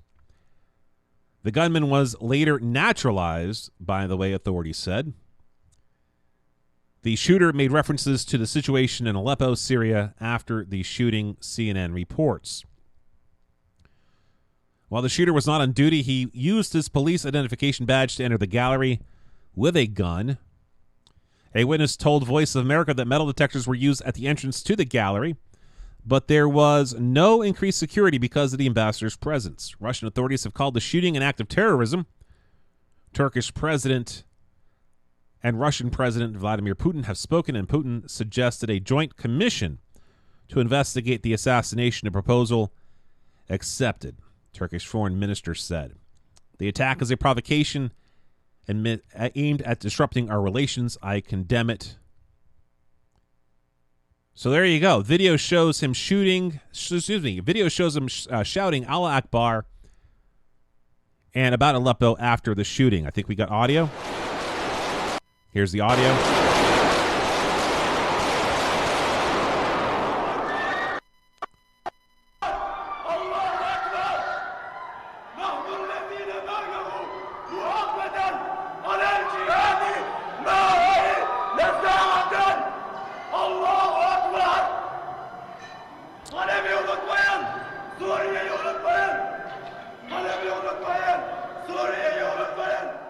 So there you go. Now, again, knowing what we knew, and by the way, this all ties together. Today's show is thematic. It has a theme, which is terrorism. Jihadist-inspired violence, ladies and gentlemen. It happened in Germany, and it's happened in Turkey. Well, let's take a look once again. Let's take a look at the gunman, shall we? Now, in the CTC article, right, from the Counterterrorism Center article from West Point, that we talked about.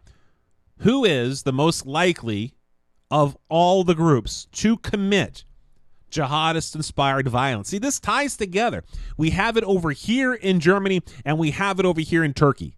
Two separate countries, and yet it ties together.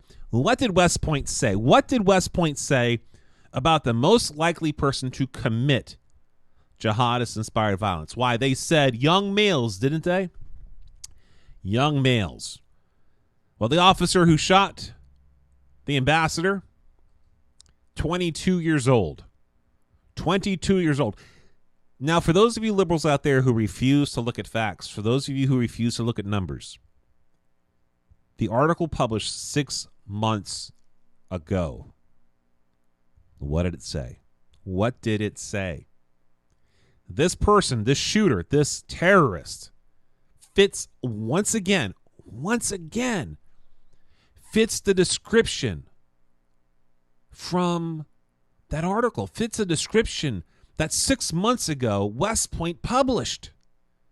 Now, again, for those of you who are, you in the show all the time, for those of you in the classroom all the time, I keep talking about this article, but it keeps showing up. It keeps popping up. The terrorist, again, young male, naturalized. All this stuff, it is showing up over and over and over again. Was this terrorist related? I don't know. Shouting Allah Akbar while you shoot a man in the back, I would consider that jihadist-inspired violence. Now, the funny thing is, there are people out there who will still say, no. It wasn't. You're jumping to conclusions. When somebody yells Allah Akbar before they kill somebody, it doesn't take a doctorate degree in Homeland Studies to understand that was probably an act of terrorism. Does it? Of course not. The video of the shooting, which you can watch above, which I just played the audio for you, shows the Russian ambassador to Turkey giving a speech in the capital city. When gunfire erupts, he reacts to being shot and then falls to the ground. The camera then switches to the accused attacker, who can be seen firing into the air and then yelling. According to CNN, the gunman screamed in Arabic, Allah Akbar, Allah Akbar, God is great, before saying in Turkish, do not forget Aleppo, do not forget Syria, do not forget Aleppo, do not forget Syria.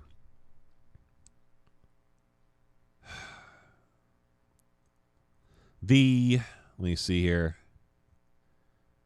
The gunman allowed the others in attendance at the gallery to leave, saying he was not trying to harm them and was there to die, witnesses said.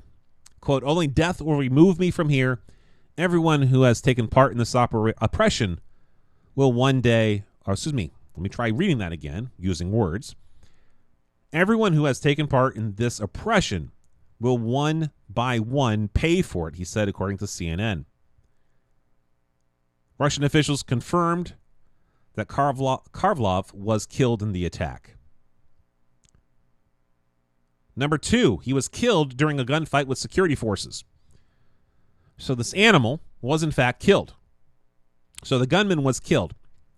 Mert Alintis, I guess, whatever the guy's, Durka, later killed during a gunfight with security forces, authorities told.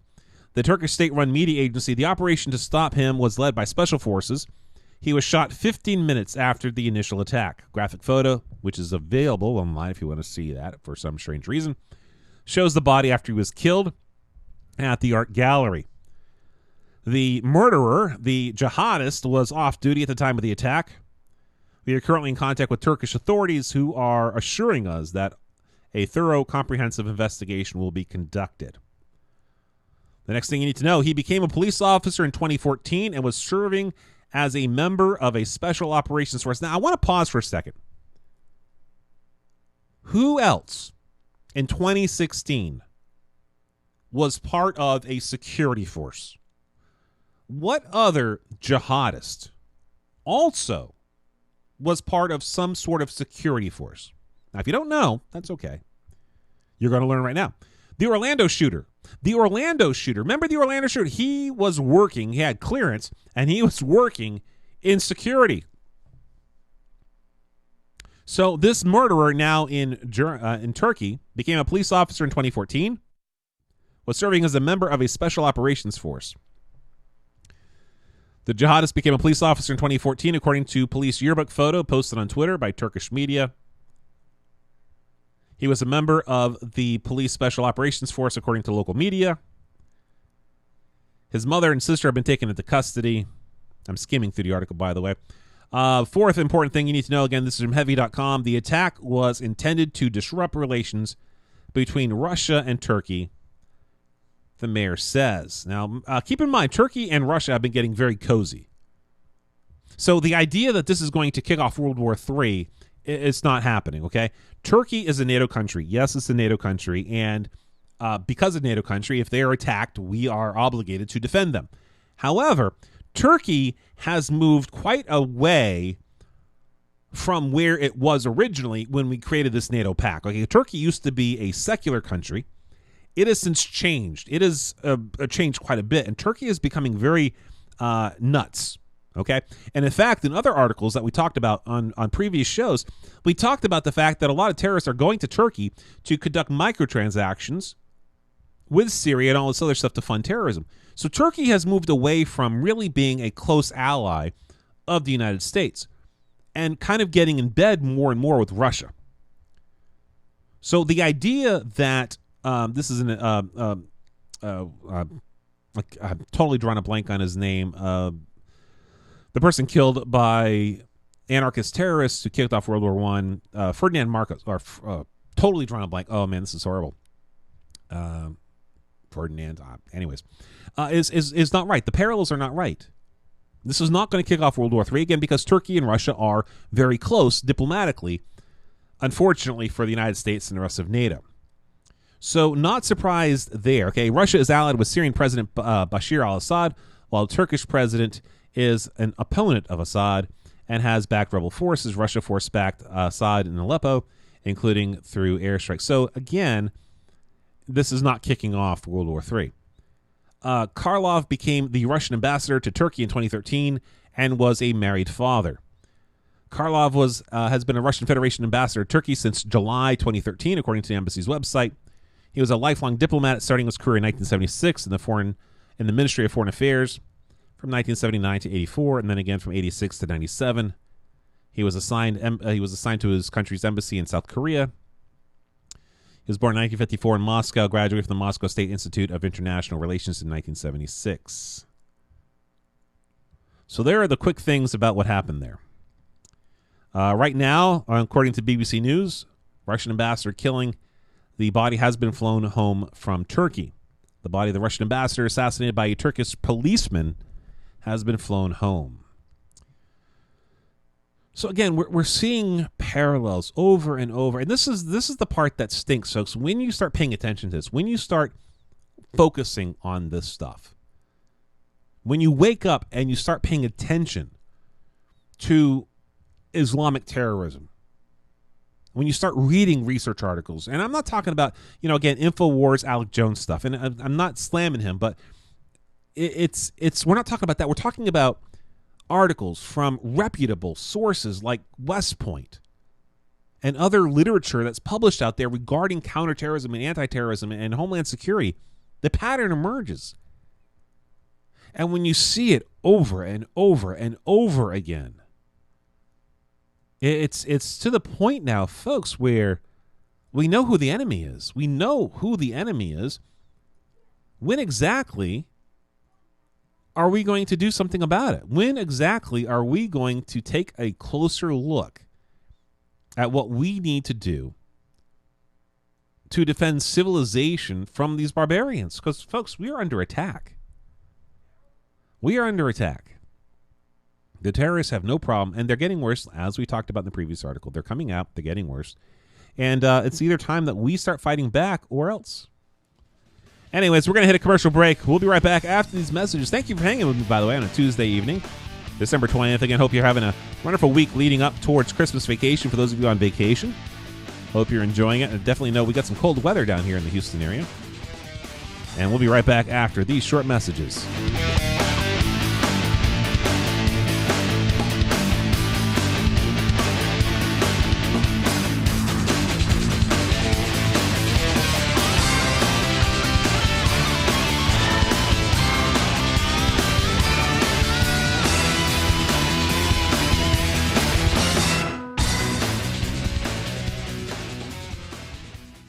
Did you miss an episode of The Libertarian Professor, or just want to go back and listen to one of your favorites? Then visit thelibertarianprofessor.online. You can find links to our shows on SoundCloud, TuneIn, Stitcher Radio, and iTunes. Once again, that is thelibertarianprofessor.online.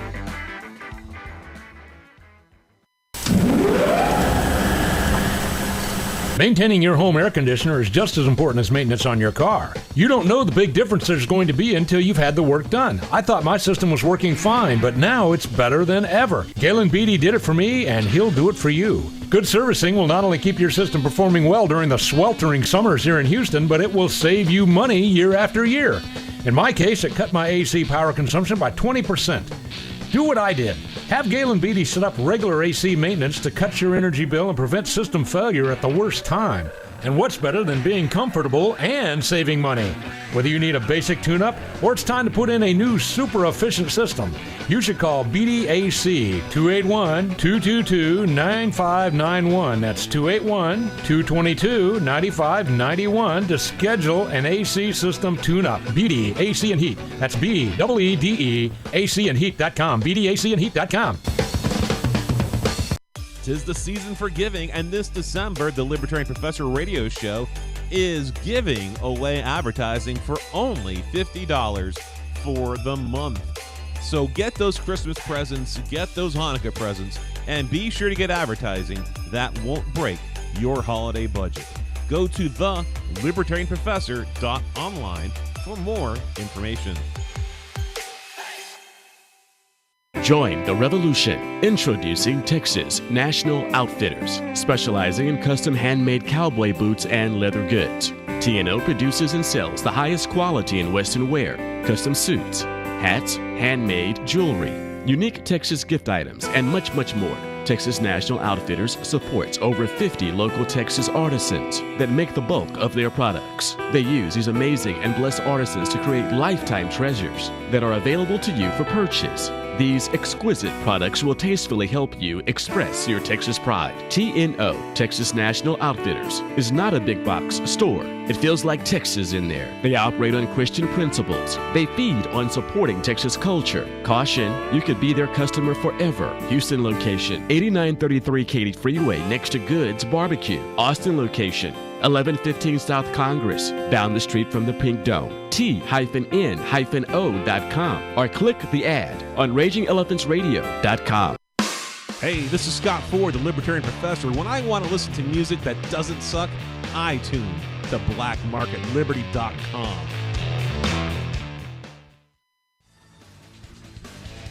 Hey, welcome back to the show, ladies and gentlemen. I am, of course, Scott Ford, your host.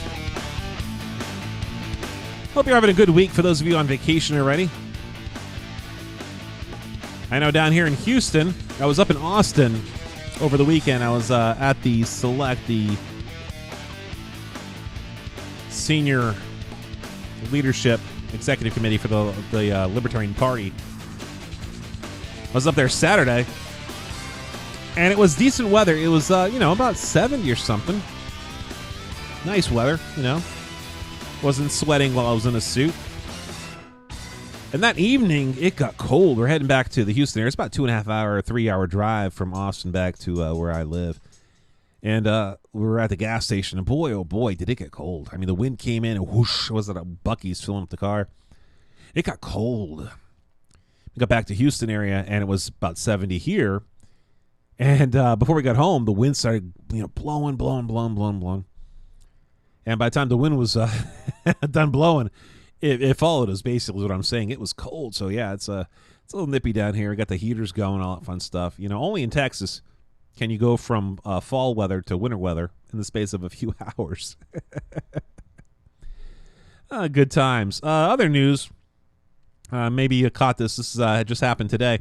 Police, 26 dead, 70 hurt in blast at Mexican firework market, and this is a developing story.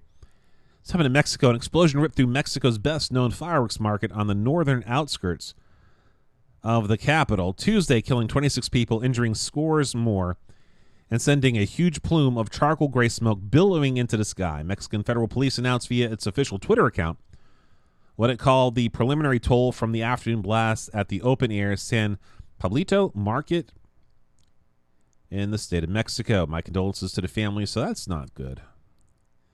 It's a horrible accident. Other news going on right now. For those of you who are catching us on Facebook, you know that this is still kind of a new format for us. I've used Facebook since 2007. And so I'm familiar with it. It's a decent format. Well, I'm having all sorts of issues with it right now. Every video so far I've posted under the new Libertarian Professor account, I've been flagged. Been flagged by this company who doesn't actually have the rights to the music. But YouTube has this algorithm, right, that falsely identifies a lot of music. And so, like, all the music you hear that I use is all royalty free. It's been purchased specifically to be used in videos, things like this, and so it's royalty free. Well, YouTube has this horrible system. It's a broken copyright system. Everybody knows it's broken. It's been broken for years, and it's getting worse.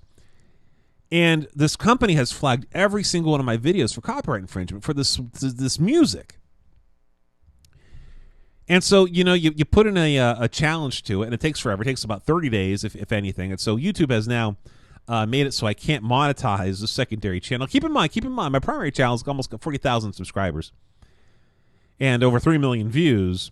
And they leave that one alone. But I tell you, I would hate to try to start a new YouTube channel right now. I would hate to be some aspiring YouTuber going out there trying to do a new YouTube channel. YouTube has made it almost impossible. Basically, to keep with what is the original intention. When YouTube original's attention was that it was open for everybody. Everybody could publish themselves. Everybody could put videos out there. And they've really made it where they're turning off so many people to using YouTube. Which brings up another thing, because I was using Facebook for live feeding.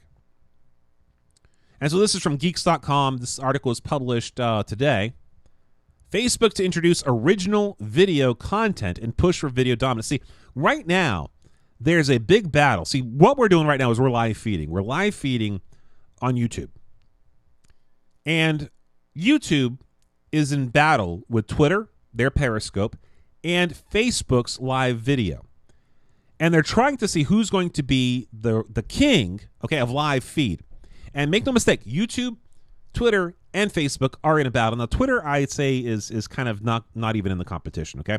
So it's between Facebook and YouTube. And one of the biggest advantages of YouTube is monetization, okay? That's one of the reasons why people go to YouTube is because they can monetize their videos. So, for example, for every 1,000 views, I make $1 or $2, okay? But YouTube will monetize your videos. And so that's one of the biggest pulls. That's why you have people who go and become YouTubers. Well, YouTube, again, has become very anal, very picky with flagging stuff. They've become very nasty about flagging things from other companies that have no right to flag it. And there's really no recourse for the small producer of videos. These big companies have, like, the people's names over at YouTube, and they have people to call, but the independent person, the small person, has nobody to call. And so you go through an automated system. In fact, one time I had to get Shutterstock's lawyers involved in a dispute I was having with YouTube, which I wound up deleting the channel because of it. It was just a pain in the neck. So this is interesting. So Facebook really wants you to use its video feature, whether it's streaming live video or watching originals posted by media outlets.